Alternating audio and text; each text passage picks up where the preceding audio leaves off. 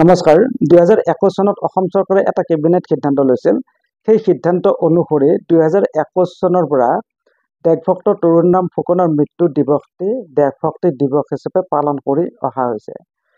28 জুলাইত আছিল দেশভক্ত তৰুণৰাম ফুকনৰ মৃত্যু তিথি আৰু সেই অনুসৰি এইবাৰ 2024 চনৰ 28 জুলাই তাৰিখে ৰাজ্যিক পৰ্যায়ত অসম চৰকাৰে এটা ৰচনা প্ৰতিযোগিতা অনুষ্ঠিত কৰিছে। এই ৰচনা প্ৰতিযোগিতাৰ বিষয়ে আজি আমি এই ভিডিঅ'ত কিছু কথা আলোচনা কৰিম। কোনে ৰচনাসমূহ লিখিব পাৰিব, অৰ্থাৎ এই প্ৰতিযোগিতাত কোনে ভাগ ল'ব পাৰিব, শব্দ সংখ্যা কিমান, বিষয়বস্তু কিমান, কিমান টকাৰ পুৰস্কাৰ আছে, ৰচনাসমূহ আপোনালোকে কেনেকৈ পঠিয়াব পাৰিব, এই সম্পৰ্কত বিতংভাৱে আমি আলোচনা কৰিম এই ভিডিঅ'ত। গতিকে আহক আমি ভিডিঅ'টোৰ মাজলৈ আগবাঢ়ি যাওঁ। প্ৰথমতে কৈ থওঁ যে ৰচনা প্ৰতিযোগিতাখন 3টা শাখাত অনুষ্ঠিত হ'ব। প্ৰথম শাখাটো হৈছে 6ষ্ঠ শ্ৰেণীৰ পৰা 8ম শ্ৰেণীৰ ছাত্ৰ ছাত্ৰীসকলৰ মাজত, অৰ্থাৎ ক্লাছ 6ৰ পৰা ক্লাছ 8। বিষয়বস্তু হৈছে তৰুণৰাম ফুকন জীৱন আৰু কৃতিত্ব। Tarunram Phukan his life and achievements. এই বিষয়ত ৰচনাখন হ'ব লাগিব আৰু শব্দ সংখ্যা হৈছে 800। ঠিক তেনেকৈ খ শাখাত হৈছে 9ম শ্ৰেণীৰ পৰা দ্বাদশ শ্ৰেণীলৈ, অৰ্থাৎ 9ৰ পৰা 12 এই ষ্টুডেণ্টখিনিয়ে ৰচনা প্ৰতিযোগিতাত ভাগ ল'ব পাৰিব খ শাখাত। আৰু বিষয়বস্তু হৈছে ভাৰতৰ স্বাধীনতা সংগ্ৰামত তৰুণৰাম ফুকনৰ ভূমিকা, roll of Tarunram Phukan in his freedom struggle. আৰু শব্দৰ সংখ্যা হ'ব লাগিব 1000, অৰ্থাৎ 1000 শব্দৰ মাজত ৰচনাখন থাকিব লাগিব। আৰু বিষয়বস্তুটো গম পালে ইতিমধ্যে। আৰু আমি গ শাখাৰ ফালে যদি চাওঁ তেতিয়া দেখিম স্নাতক পৰ্যায়ৰ ছাত্ৰ ছাত্ৰীসকলৰ বাবে।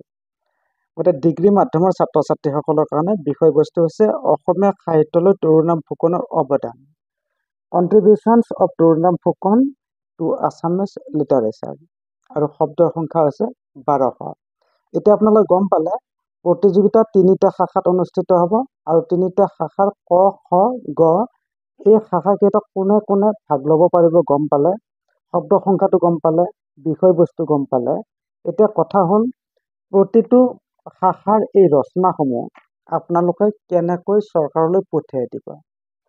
সেই ক্ষেত্ৰত প্ৰত্যেক স্কুল বা কলেজৰ অধ্যক্ষৰ হাতত বা কৰ্তৃপক্ষৰ হাতত আপোনালোকে ৰচনাসমূহ জমা দিব লাগিব আৰু তেওঁলোকৰ আয়ুক্ত কাৰ্যালয়ত অৰ্থাৎ DC অফিচত সেই ৰচনাসমূহ জমা দিব। অৰ্থাৎ স্কুলৰ পৰা ষ্টুডেণ্টে স্কুলত জমা দিব আৰু স্কুলে DC অফিচত জমা দিব। আৰু কোনোবা ছাত্ৰ ছাত্ৰীয়ে যদি পোনপটীয়াকৈ DC অফিচত জমা দিবলৈ আহে তেনেহ'লে তেওঁৰ ৰচনাখন গ্ৰহণ কৰা নহ'ব, অৰ্থাৎ স্কুলৰ ফালৰ পৰাহে অহা হ'ব লাগিব। গতিকে নিয়মটো নিশ্চয় গম পালে। আৰু এইখিনিতে কৈ থওঁ পুৰস্কাৰ কি হ'ব। প্ৰথম পুৰস্কাৰ আছে 50,000 টকা, দ্বিতীয় পুৰস্কাৰ 30,000 টকা আৰু তৃতীয় পুৰস্কাৰ 20,000 টকা। ইয়াৰ উপৰি প্ৰতিটো শাখাত 10,000 টকাৰ স্পেচিয়েল পুৰস্কাৰো আছে। এতিয়া নিশ্চয় আপোনালোকৰ মনলৈ এটা প্ৰশ্ন আহিছে যে প্ৰতিটো ভাষা বুলি কোৱা হৈছে, এতিয়া আমি ৰচনাসমূহ কি ভাষাত লিখিম। এই ক্ষেত্ৰত 4টা ভাষা বাছনি কৰা হৈছে। সেইকেইটা হৈছে অসমীয়া, ইংৰাজী, হিন্দী, বাংলা আৰু বড়ো। ইয়াত 4টা নহয়, আচলতে 5টা হ'ল চাগে, 1 2 3 4 5, 5টা ভাষা। এই 5টা ভাষাত ৰচনাসমূহ লিখা হ'ব লাগিব। অৰ্থাৎ এজন ষ্টুডেণ্টে 5টা ভাষাত লিখিব নালাগে, যিকোনো এটাত লিখিব পাৰিব। এই 5টা ভাষাৰ ভিতৰত অসমীয়া, ইংৰাজী, হিন্দী, বাংলা আৰু বড়ো, যিকোনো এটা ভাষাত ষ্টুডেণ্টে ৰচনাসমূহ লিখিব লাগিব নিৰ্দিষ্ট বিষয়বস্তুৰ ভিতৰত।